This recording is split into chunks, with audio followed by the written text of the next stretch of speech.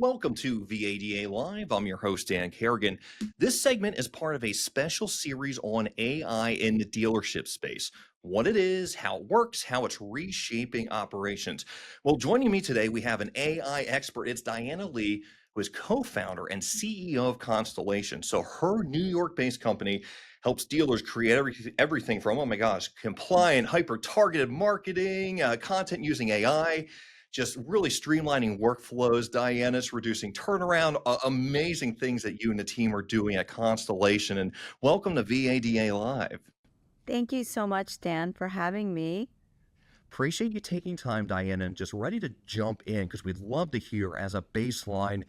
AI is in the conversation a lot. We're hearing everything about it in the news constantly, but a lot of folks, let's see, myself included, are really unsure. What does that essentially mean? And can you explain it to us in just plain terms, and why would dealers even want to consider the use of AI? Yeah, I think people make it too complicated. At the end of the day, what AI is allowing everybody to do is having a machine that actually thinks and learns like a human, but can do it better and more rapidly with tons more data and processing of that information. That's really it. And maybe as a pointed question, why should dealers care and pay attention now? I think that this is like the revolution of the internet, right? Where we as dealers do so much analysis by paralysis. And I get very frustrated because I've been in the auto industry for over 30 years. I worked in retail automotive. I sold cars for 4 years. I was an F&I manager. And so many of the analysis that we would do, and I would say like the car business really taught me to be a smart, creative person. So whatever job I had, I always did it to the best of my ability in terms of figuring out how I could sell a car. How can I meet the needs of those customers? Even financing was not about so straightforward. It was creative financing. And so many dealers work on, subvening rates even below the subvention that they have just to attract more customers, or monthly payments that are going to be a lot more appealing when you go out to the internet with that information. But we're doing all of this in a very painful way, Dan. And what I mean by that is a dealer will sit there in front of their Reynolds or CDK system. They'll type in their stock number. They'll actually put in the year, make, model, trim of those vehicles by the stock number, and then calculate a lease payment that they're going to actually advertise. That's all manual. Then they're sending that to the advertiser, one advertiser. The problem is you don't have one advertiser. You've got like 40. And the one advertiser doesn't communicate to the other 39 advertisers that are supposed to represent you. So as an advertiser or marketer, unless we have a way to communicate with the dealer, we don't get the information that we need to be as successful as we can be. AI, for me, solves all of those situations because it's actually taking math, data, and computing and finding patterns of that information to get to the end result faster than anybody else. So, for example, what I'm saying is you don't even have to do monthly offers anymore. There is an agent that can actually come up with a monthly offer that's VIN-specific, not necessarily regional or national specific, based on what you have in stock, and is able to actually make that calculation, dynamically generate the image, and go straight to your website, your landing page, Facebook, Twitter, Pinterest, Snapchat, and all the other places that you have to aggregate your advertising to. You don't have to do it one at a time, and you don't have to do it by communicating with one agency, sending that out, and then waiting 10 days for that to actually get made and then broadcast out after that. It's the perfect segue, Diane, to a question that I had with that baseline understanding that we have and almost those outputs and the real world example that you had mentioned. What is the engine, pun included, behind it? How does that really actually work? Can you unpack that for us? Yeah, Dan, I think there's been a lot of questions to me, and even investors wise, they come to me and they're like, how does this product differentiate to all the other AI tools that are out there? That's one question. And the other one is, how do you know that this isn't going to get disrupted? And mainly because everybody thinks that like any business right now is in trouble because, there's a new age with AI coming and they're looking to disrupt all businesses. It may be all owned by ChatGPT in the future. You never know. So the first piece, basically, I would say is you have to do it. It's not one of these things that you can avoid because at the end of the day, it's only getting stronger and stronger, and it's making jobs a lot easier to do. It's not here to take away the job. It's here to give you a lot. It's like a superpower that you now have. So that analysis that you're doing on your own and basically looking at all the data, what car should I allocate? What dealer trades should I take in? What colors should I order? What trim should I order? Can all be done based off of historical information that can now be set in 1 second time. And how this is different from all of the other chatbots that are out there is those chatbots are all going after broad data sets. They're scraping social media broad data, Reddit, Facebook, Pinterest, Snapchat, all of that social media data that people are talking about, Wikipedia, they are scraping that. What they are not taking is the automotive VIN-specific data, right? So you have all the inventory, VIN-specific data. You have all the offer. You have the incentive.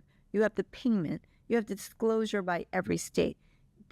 All of these data sets are not the data sets that broad ChatGPT, Perplexity, and all those guys are going to be taking. They're taking broad sets to answer broad questions, not these little refined situations that they have.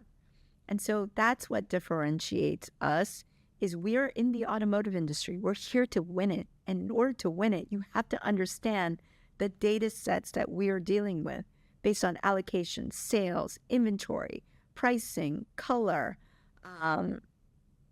marketing. Everything that we do can now be a set of data that goes in and can give a report in 1 second. And that is so different than conversational AI. Does that really address, and I think there are some folks, either personally or professionally, as they dive in AI, that have some exposure to it. You had mentioned ChatGPT having some of this function, and I guess the question would be centering around that trust element and thinking, okay, well, I'm using this on the personal side of things. I'm seeing some things that I know may not be accurate.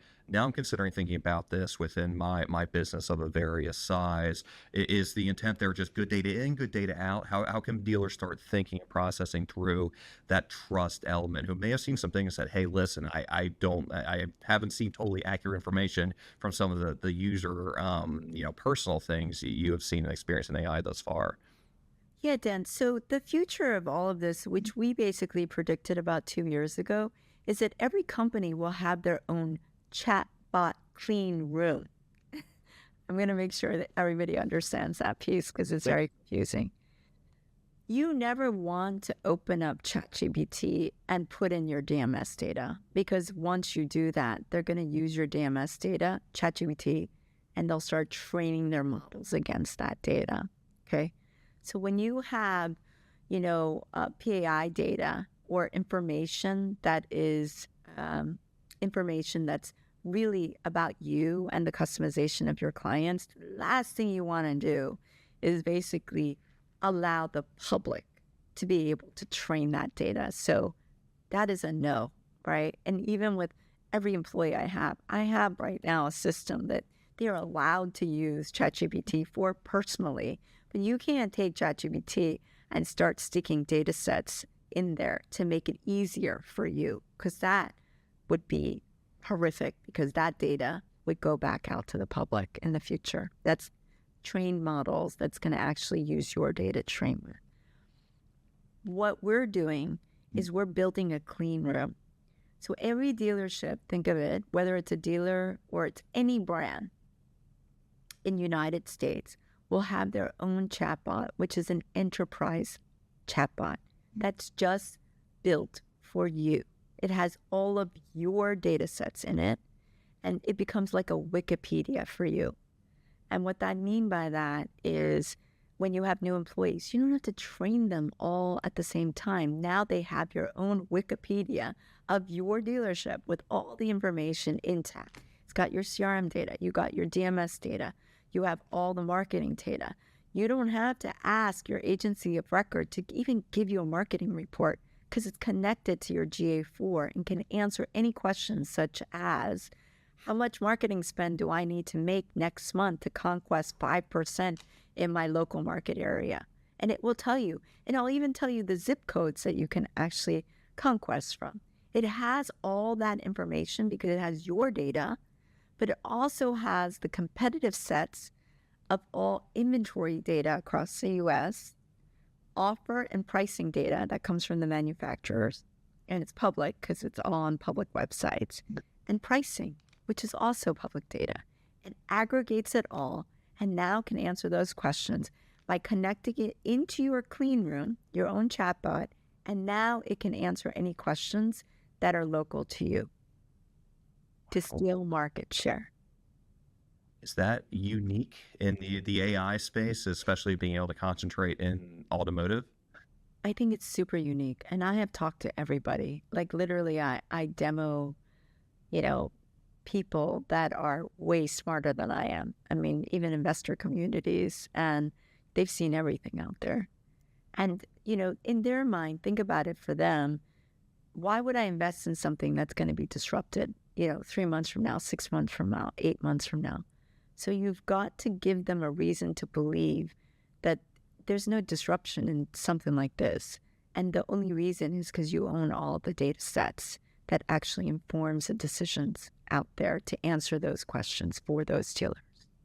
To date, any success stories you can share with automotive, just either clients or just somebody working with AI, and for others, is that beneficial, just to share and how dealers can really move the needle with this? So yeah, any examples on how this is having an impact currently? Yeah, Dan. I mean, I'm very excited about it because we turned it on probably about 60 days ago. I mean, we've been working on some variation of it for about 2 years. Finally turned it on 65 days ago. And we had 227 dealers, single rooftops that came in. Some of them were part of bigger dealer groups, but it was insane the number of people that were so much interested in understanding, how do I gain more market share? Because if you really think about it, what's frustrating sometimes is your marketing data is someplace else versus your inventory data and your pricing data, your CRM data, your DMS data. They're all disconnected by different machines. And because they're all disconnected, the analysis is based on the human that actually has to do all that. By connecting it all, it now can inform the decisions that are sound and can go back 5 years. Like you could say in Q4, what did I do differently because I sold more vehicles that month? Look through everything and find it. And so those are the answers that you can get in real time. You don't need marketing strategists in the future because the AI agent's never going to lie to you. It doesn't want your money, right? At the end of the day, it's not looking to get paid by you. So if you say, how was I more successful 3 months from now on Google search than I am now? It actually answers that question and what you're doing wrong. And Dan, some of the examples are, I've had dealers come to me and they said, I have not opened the point yet in Charlotte, right? Didn't open the point yet. But if I was going to actually open that point, who would I steal from? Who has majority of that market share? And how quickly in the next 90 days can I steal that market share? Answers it. I have another dealer, and he asked the question, the OEM will not give me any more inventory. And, it's because of the tariffs, right? And now there's flood of inventory coming in. But just a few months ago, we had OEMs that were not shipping vehicles. And they were like, you just have what you have. And so the question for the dealer that he asked, which was super fascinating, how much market share will I lose by not having more inventory in the next 90 days? And it listed every OEM in the local market area. So Hyundai was number one. He was stealing the most amount of market share, and then listed them all. And basically, based on the PMA, who had the most amount of market share by every dealer. And then it listed in the next 90 days, if you don't increase your inventory to this level, it said you're going to lose another 2.9% of market share. So, buddy, you're going from 7.9% market share to 5% in the next 90 days. Wow. Predicted. And he's like, give me that. I need to go to my OEM and show him that piece of paper. And that is the future. There is, and I think within your comments, Diana, the speed factor too. And as the dealers are talking and thinking about implementing this, how pressing, I don't even think we could call it early adoption at this point, or how pressing is it to really seriously consider finding a way to implement this? Because I'm hearing you is that there's competitive, there are a lot of areas this can support, but when conversations are actively happening in dealerships right now, how much is speed a factor here to be able to use this and get on board? I think that people, when they're scared of something, they wait and they wait and they wait. But what you're losing is competitiveness in the market. So what this does, and Dan, I mean, like, I'm sorry, like, I've been in auto for over 30 years. If you have a higher lease payment than any of your local dealers on the same make, you're not going to sell as much.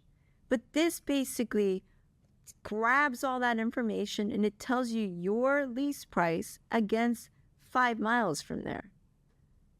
Same make, same car. So that gives you the information you need to know to the trim level of what your competitors are all ordering. So you would know that this dealer that is basically selling 3 times or 2 times what you're selling, you can go straight into their MSRP and look at how the trims were basically created, and you would know how they actually built every vehicle that they ordered.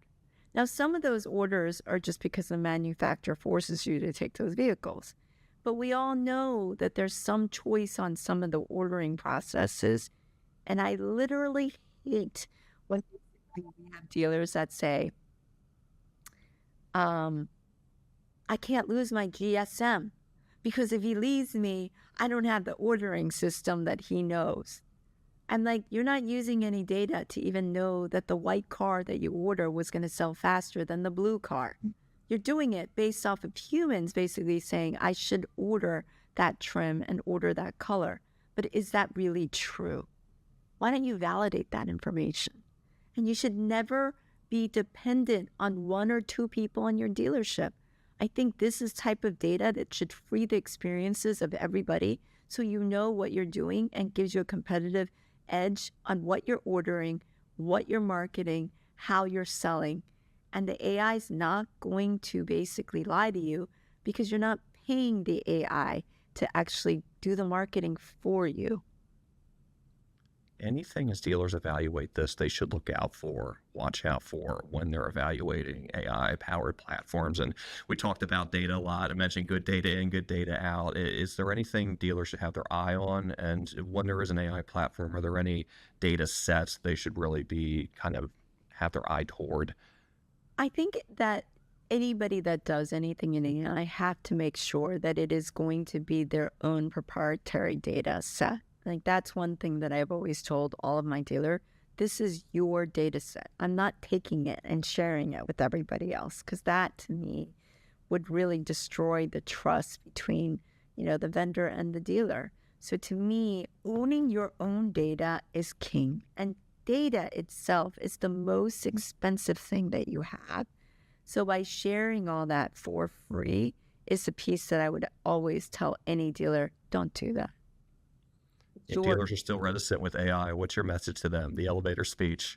I think that really at the end of the day, AI is a way for you to speed up your business and sell more vehicles and understand a way for teaching people way quicker in terms of the sets and being able to strategize a better plan for consumers.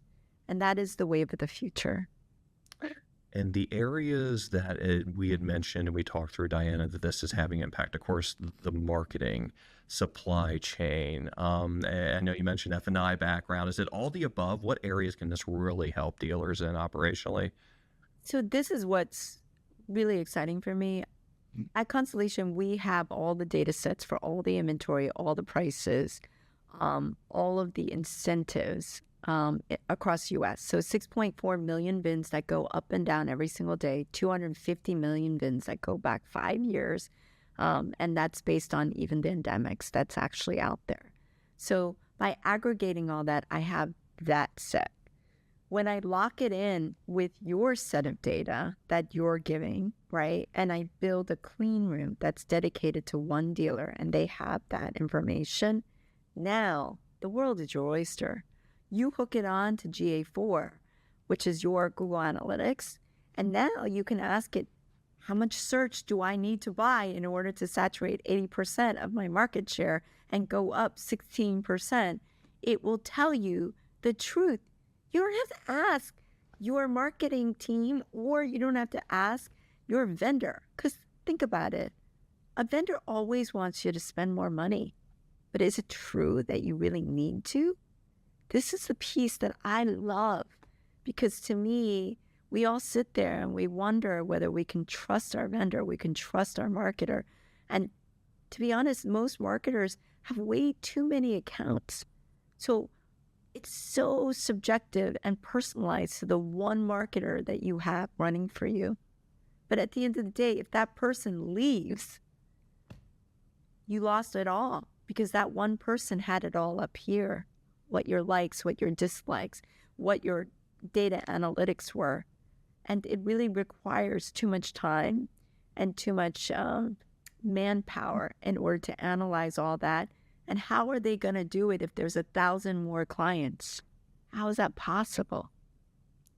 Just maybe one final question. Appreciate your time, Diana. Your company, Constellation, works in various industries, and you'd mentioned a passion and experience in automotive. Yes. What about automotive is really rewarding for you? And is there anything that the space has taught you to either inform healthcare, or how's it kind of leading the way? Yeah, I love that question, Dan. So this is the key. It's local data. That's what I do. So I love local data, which is dealer data. It's tier 3 dealer data. Why is this relevant for my other side of the business? Because healthcare is local data. HCPs, healthcare practitioners, they're all separated by separated websites across the entire country, just like dealers. Their reviews, what people say about them, whether they like going there, all separated.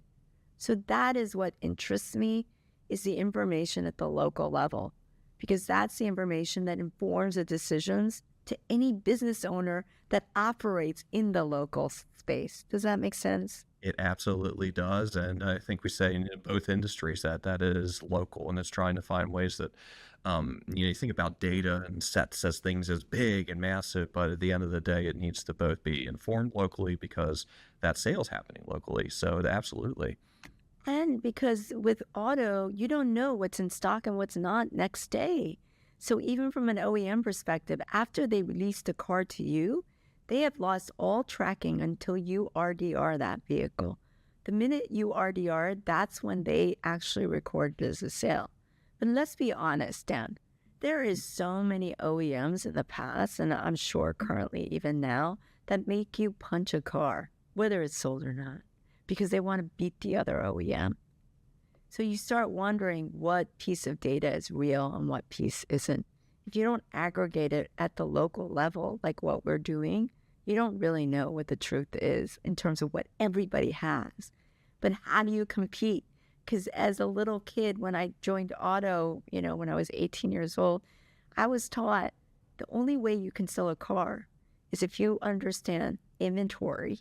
Because customers buy because what you have in stock matters a lot. That's why the biggest dealers in the country have the most in stock. Still the same, inventory, price. And the third was always location.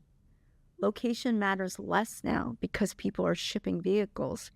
But this is why digital retailing really came out, because of that location piece.